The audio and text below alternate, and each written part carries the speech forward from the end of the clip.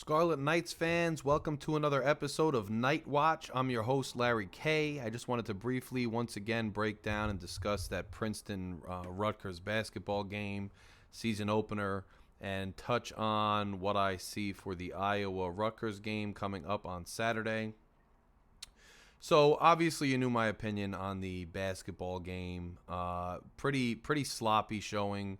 Then again, in hindsight, thinking more about it at the end of the day, it was a season opener. And Peichel is constantly shuffling his lines, and the team is always trying to find an identity in the first game of the season. It's just a shame that we scheduled Princeton, which is a formidable in-state adversary with a historic rivalry, as our first game. Some rumors out there that I'm hearing are that, this game will be played. There is mutual interest that this game will continue to be played, but that perhaps it wouldn't be scheduled as a season opener, and perhaps we wouldn't schedule it, down in Trenton. Early returns and reviews from the Cure Arena were not very positive. As I said, I wasn't able to make it, although I had a ticket. That was because I was sick this week.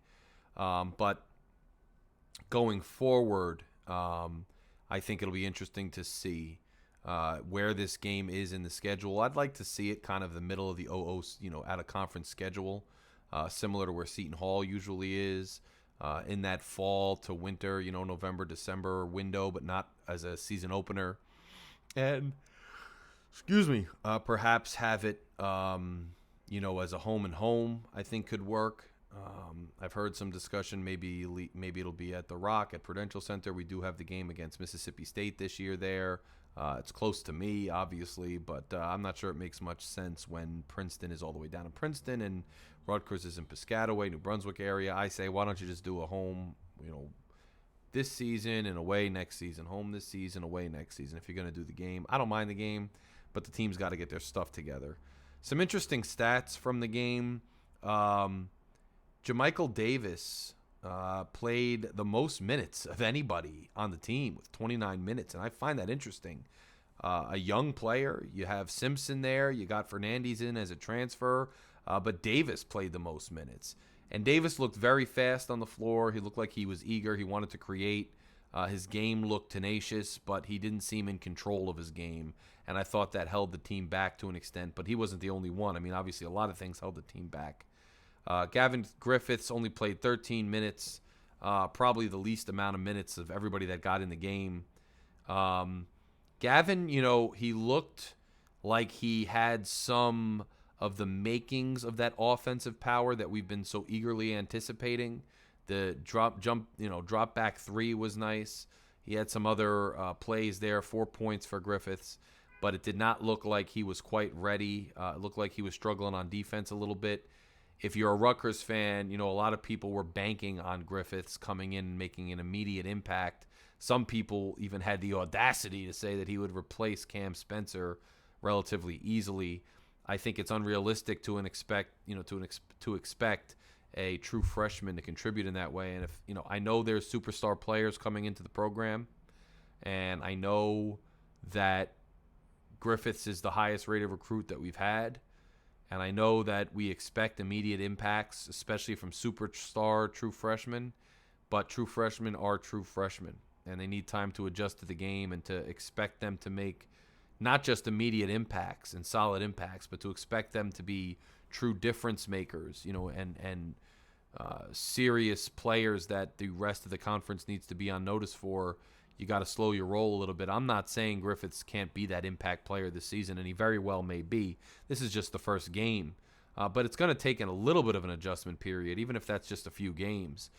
You hope that going into the rest of the out-of-conference schedule, especially this Friday, the home opener, you hope that Griffiths can start to adjust a little better and we can start to see his prowess take root. But the first showing was a little tough, especially on defense. Finished with 4 points. Cliff Amori, I thought he struggled a little bit compared to the dominant force we'd like him to be, especially against the team that was a little more undersized. Finished with playing 27 minutes, 7 rebounds, which is better than I actually thought it was because it could have been much more, I think.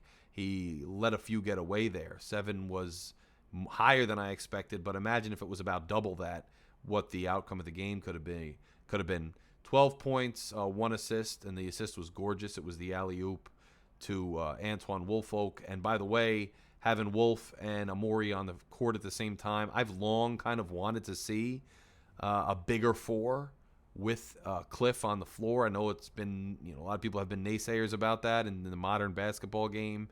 The four is more like a glorified three these days. But I like playing around with it a little bit. Wolf is an athletic player. I'm not saying he's the most incredible outside shooter or a ball handler per se, but he has some moves. He's got energy, and I like him as a player in a lot of ways. So seeing him out there with Cliff, I don't know how often we're going to see it, but I was excited to see it, and I thought it was good. But, Wolf had a pretty good game, and really outside of Wolf and Oscar Palmquist, I think everybody really struggled. Speaking of Palmquist, played 23 minutes, 8 points, 2 assists, 2 rebounds. I thought Palmquist's defense looked good. He looked like a veteran player, right? He looked like a senior. He looked like an older player. And I think it says a lot for him coming back, being one of those older players on the floor. I think we might be seeing a lot more of Oscar than we thought we would. And I don't think that's necessarily a bad thing. Oscar has a gorgeous shot. And he came on last year. And he came on last year in conference play. So it's not like he was only getting reps in out of conference and then struggled down the stretch against conference opponents. I think Oscar can be a decent role player and get some significant minutes, and we may well see that. Noah Fernandes, 10 points, 3 assists, 1 rebound, played 26 minutes. I don't think he stood out per se to me or to many people who were watching, but I wouldn't necessarily say that he was a disappointment with those numbers. I think he's got to find his groove and find what works for him as well, but those numbers aren't terrible for his first outing, especially in such a discombobulated, disjointed showing there for the team. Andre Hyatt played 18 minutes, 6 rebounds, which is respectable, 2 assists, only 4 points. He continues to miss around the rim. I don't know how you fix that. I don't know how you fix missing around the rim that way. But this whole team misses around the rim so much that it's exceedingly frustrating. Exceedingly frustrating. I believe I saw a stat somewhere that we missed, maybe half or more of our layups. And if you just make half more of those, you probably win the game going away. We shot 28.6% from three-point land. We were 4 of 14, 40% on field goals overall, 25 for 62. Princeton, not much better, 26 for 60, but the difference was they hit 9 of 23 pointers. That really sunk us, and that's the story of this team sometimes. It seems like, especially when we're playing undersized teams, if they can get hot from the outside and they can create and they can hit from the outside, we sometimes just cannot match that intensity and we cannot keep up. Free throw percentage, we were 7 of 7 for 100%. That's a first. That's nice to see. 7 steals, 9 turnovers to Princeton's 12. 16 fouls. I didn't love the officiating per se. It didn't seem like it was all that even, especially in the second half. But it is what it is. I'm not going to go ahead and say that it decided the game. I don't think it did at all. I think Princeton was the better team on the floor. I think it's as simple as that. I think you got a little bit of a glimpse of what Pike wants to do with this team and these personnel. All we did was run. I saw very little. You saw a little bit of half-court offense. They would swing it around the perimeter, try to get it in there. But didn't have a ton of luck in a lot of situations. I think Pike wants this to be a running team, a points off turnovers team, a shooting team off of transition. Although we just did not see it connect, and we did not see the execution in this game. Derek Simpson played 18 minutes, 4 rebounds, 3 assists, only 2 points. I think for this team to have a shot this year and to be a contender, quite frankly, Derek Simpson's going to have to play much, much better. I think we all expected a step forward from Derek Simpson in his sophomore year, and it doesn't quite look like we saw that against Princeton. I expect that to improve, but how much does it improve, right? It needs to improve quite a bit. We need to see a significant step up from Derek from his first year to his second year if this team wants to make noise and if this program wants to go, in the trajectory and direction that we think it can. So we have a lot to be desired and a lot to be seen. And, Rutgers now has an opportunity to try to wash this bad taste out of their mouths. They go down 68-61. Look, it's a quad 3 no matter what because it's a neutral court and it's an Ivy League school. But make no mistake, Princeton made a run to the Sweet 16 last year. I know they lost significant starters, but they're a good program. They're a good team. And unlike Rutgers, who tries to figure out things a little bit early in the season, it seems like Princeton kind of has a solid system that they know they can go to. They know what they're supposed to be doing. They know what they're doing, and they execute it, and that's going to hurt us. So at the end of the day, losing by 7 points at a neutral site, not the end of the world, not the best start at all, but you hope to see things get right. And what better time to get right than this for Friday, the home opener against Boston University at the RAC, Jersey Mike's Arena, 7 p.m. Unfortunately, I can't make this game either because I have a wedding Friday, so I will not be in the building. But then they come right back on Sunday for another game at 12 p.m. Bryant comes to town to visit Rutgers, and that may well be my first appearance at a game live this year. I'm looking forward to it. So, end of the day, they got plenty of time to get things right. These next two games against Boston and Bryant, you want to see them come out and start to see some semblance of who this team is, what this team can be, and get ahead of it a little bit. So, I'm looking forward to seeing them get right. I'm looking forward to analyzing, a couple more games and hopefully having a little bit of a better outlook on the season. But that was kind of a rough start for Rutgers. And you got to put in perspective that it could be, a microcosm of Rutgers still not having their bearings and Princeton being determined to win the game and being a very organized, tough team. Hopefully that's the case. Hopefully we're not this disjointed and this kind of random, the rest of the year. You would hope not. So, and people are complaining about the Princeton game. We should never schedule it. Look, you can't shy away from things. Yes, the game doesn't benefit us if we lose because it's never going to be a high quad loss. But look, do a home and home, play it right. And, you can't say, oh, we're the big dogs in the state, so we're just going to hide from all the other local rivalries we've always had because we're scared if we lose, it'll hurt our ranking. I mean, stop crying about that. Go out and win the game. The way to solve that is to win the game. You should be beating Princeton, then beat them. That's why they're a quad 3 loss, because you should beat them. So do it. I'm not shying away from it. I thought it can be a fun game. Just don't schedule it as the home opener, please, anymore. Moving on to football. Look, Rutgers, loses a heartbreaker to Ohio State. We call it a heartbreaker, because we think it is, even though the score at the end didn't really look like a heartbreaker. I think anybody who watched the game, and I have even Rutgers haters and naysayers that watched the game that had nothing negative to say about Rutgers after that game. A couple bad breaks, didn't go our way. A couple plays to be desired. Some are putting it on the shoulders of the quarterback. Some are putting it on the OC. I put it on both. I think Gavin's got to be more accurate. There's no hiding that. But he's a growing quarterback, and currently he's not the most accurate. So I think Kirk Shiraka should have called a lot more runs down in the red zone. Look, one of the things I meant to say when I talked about the Ohio State game that I didn't get to say on the last video is, look, I understand we're playing with house money. And I understand that to beat an Ohio State, you have to take some gambles. But that's only true as long as you really are playing with house money and as long as you do need to take the gambles. And what I mean by that is once that game got underway, it wasn't just like a house money, throw everything but the kitchen sink at them type of game. I mean, we were lining up with them, which is what I told you early in the season that I liked about the team. They weren't beating teams with gimmicks or crazy turnovers. They were just lining up, man for man, helmet to helmet in the trenches and just beating teams. And we lined up man-to-man, helmet-to-helmet in the trenches with Ohio State, and we were playing them the way we played a lot of other teams. We were able to run on them. Our offensive line was able to push them around a little bit. We were able to get traction in the running game. So I didn't see the need at the end of that, not the end, at the end of drives when we were in the red zone, why we had to get gimmicky, get trick plays in there. I understand the fumble Ruski. That was cool because there's a fourth down play. You could do that against anybody. But you're in the red zone, you're running the ball well on them like we've done all season. This is not just some crazy gimmicky game, house money game against Ohio State. Now this is a Big Ten dogfight. And we're in the middle of this Big Ten dogfight. Go ahead and play. Go ahead. Run the ball. Run the ball straight up the gut. I mean, what are we doing? Run that ball up the gut. I can put it on Gavin all we want.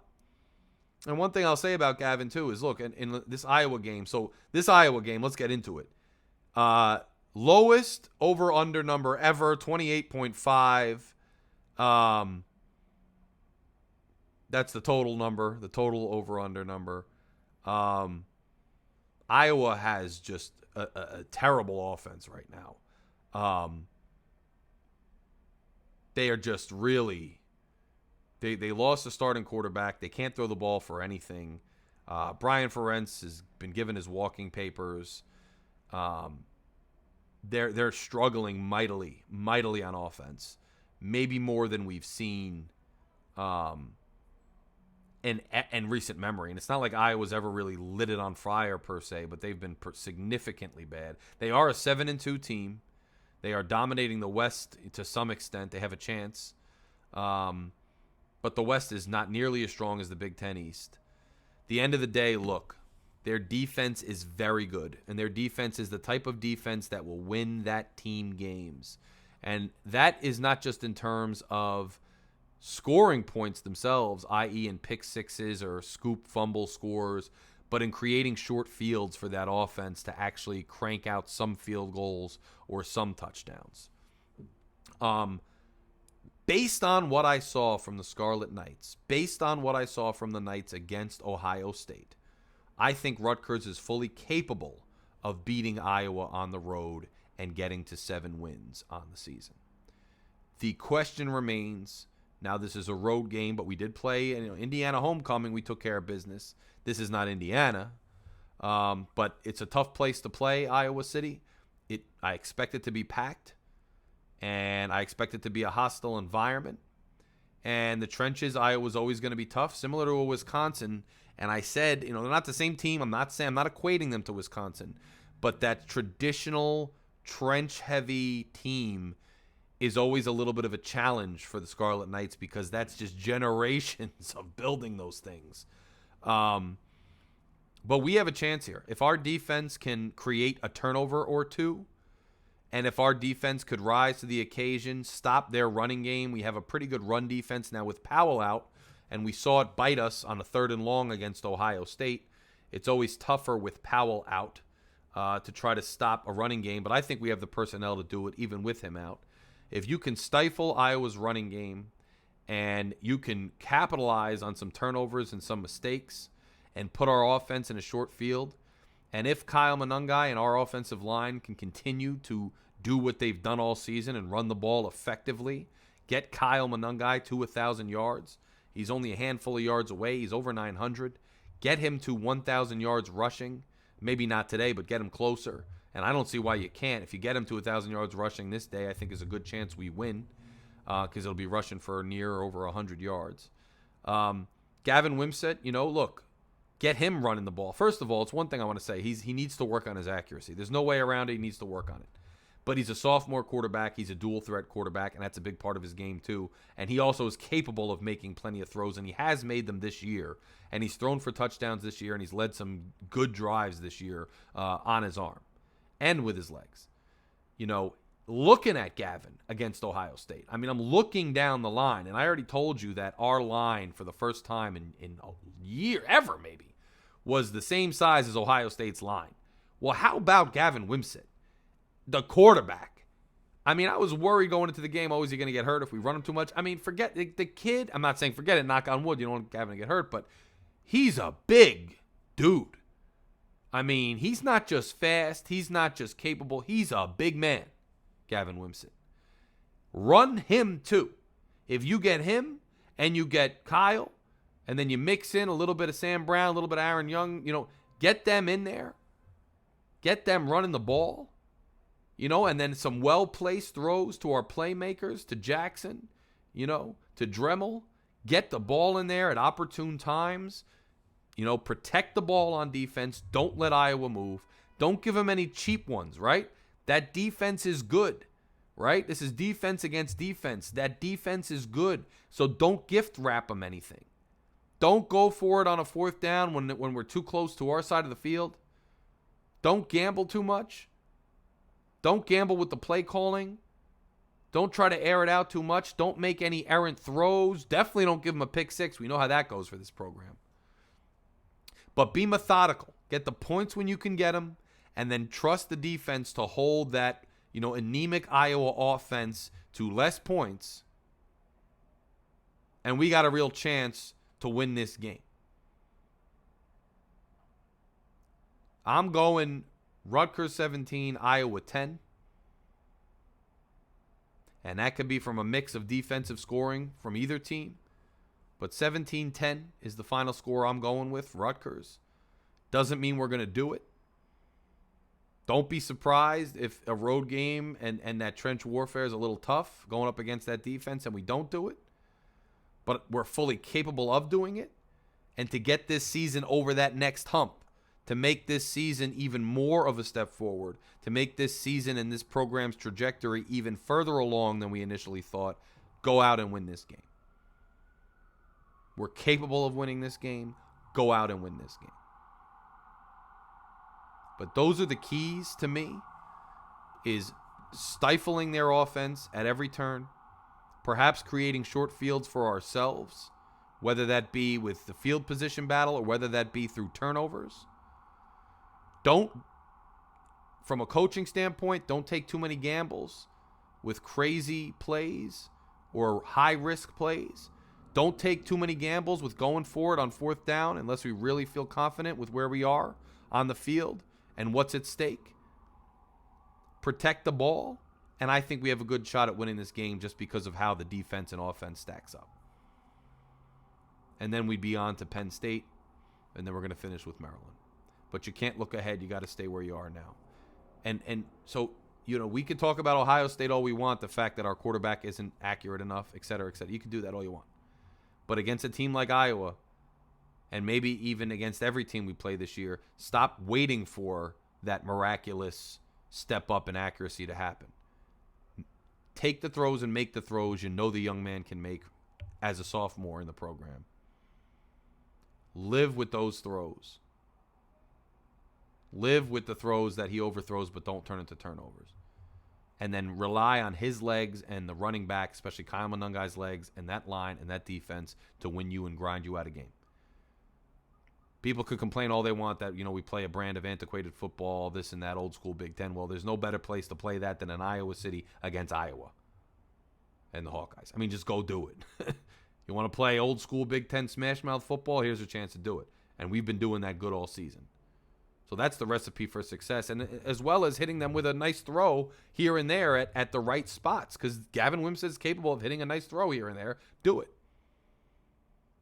And I'll have more, overall about him and this and that. There's a lot of narrative taking root right now. There's a narrative taking root about the young man, and people love narrative, so they dig their teeth into it. A lot of people are jumping on certain bandwagons to support the narrative, feed the narrative, reinforce the narrative. I'm not going to be one of those people. I'll give you an assessment at the end of the season before the bowl game overall, and I may do it in print. Wink, wink. But look, let's get excited. 3:30. If you're going to a watch party, go hang out. The NYC watch party's going on. I know Hoboken, Dean's out there with his parties usually. I would assume he's having one this week. Haven't spoke to him personally about it. But go to your watch parties, hang out at home, enjoy the Saturday, watch the game. Let's root for an RU victory. I will speak to you guys after that game, and we will touch base after the basketball game. Either together I'll do one video, or I'll do it each, and then I'll talk to you guys next week. But I think we can do it. Prediction 17-10 Rutgers. Let's go out. Let's play ball control. Let's play solid defense and sound fundamental football. Let's get the victory. Guys, if you haven't done so yet, we are getting closer and closer. We are clawing our way. Our trajectory, just like the football program's trajectory, inch by inch, is going toward that 500 subscriber mark. Let's hit 500 subscribers. If you haven't done so yet, if you've seen my face more than once, that should be a rule. You see me more than once, you click on me more than once, you like Rutgers content or Big Ten content, hit subscribe. It's right here. Just click subscribe very quickly. Click subscribe. Takes 2 seconds, and it does wonders for the channel. Once we get to that 500 mark, it's great for what we're trying to do here. But take some time if you like the content. Take some time if you want to help me out, and I really appreciate it if you click subscribe. And until next time, enjoy the fall weather, and I hope all of you have health and happiness. Go RU.